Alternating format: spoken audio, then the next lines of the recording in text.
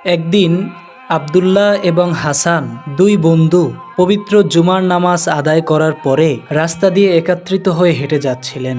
আব্দুল্লাহ তখন হাসি মুখে বলল, ভাই হাসান, আজকের জুমার নামাজের খুতবার সময় ইমাম সাহেব হুজুর যা বললেন সেটা খুব চিন্তিত বিষয়। সেই বিষয়টি আমাকে খুব ভাবিয়ে তুলছে। ইমাম সাহেব হুজুর বললেন, দুনিয়ার ভিতরে যতই কষ্ট হোক না কেন, মহান আল্লাহ পাক রব্বুল আলামিনের উপর ভরসা রাখলে কখনোই হতাশ হতে হয় না। তখন হাসান মাথা নেড়ে বললেন, ঠিক বলেছো প্রিয় ভাই, আমার তো গত মাসে ব্যবসায় বড় একটা লস হয়ে গেছে। অনেক রাত জেগে চিন্তা করতাম আর নিজের প্রতি বেশি বেশি দোষারোপ করতাম, কিন্তু তারপর হঠাৎ মনে পড়ে যায় মায়ার নবী রহমাতুল্লিল আলামিনের সেই হাদিসটি। তিনি বলেছিলেন, হে আমার আদরের সাহাবীরা, যদি তোমরা মহান আল্লাহ পাক রব্বুল আলামিনের উপর পূর্ণ ভরসা রাখতে পারো, তাহলে তিনি তোমাদেরকে এমন ভাবে রিজিক দেবেন যেমনি ভাবে রিজিক দেন পাখিদেরকে। পাখিরা যেমনি ভাবে সকালবেলা খালি পেটে তার বাসা থেকে বের হয় এবং সন্ধ্যাবেলা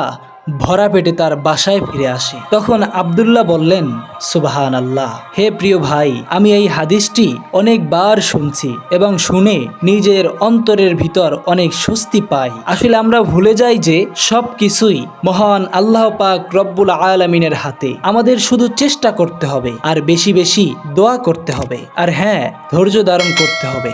তখন হাসান বলল, তুমি ঠিক বলেছো প্রিয় ভাই আমার, আজ থেকে আমি চিন্তা করে আর রাত জাগবো না, বরং ফজরের নামাজ আদায় করার পরে বেশি বেশি ইস্তেগফার পাঠ করব। আল্লাহ পাক রব্বুল আলামিন যা ভালো মনে করেন তাই করবেন।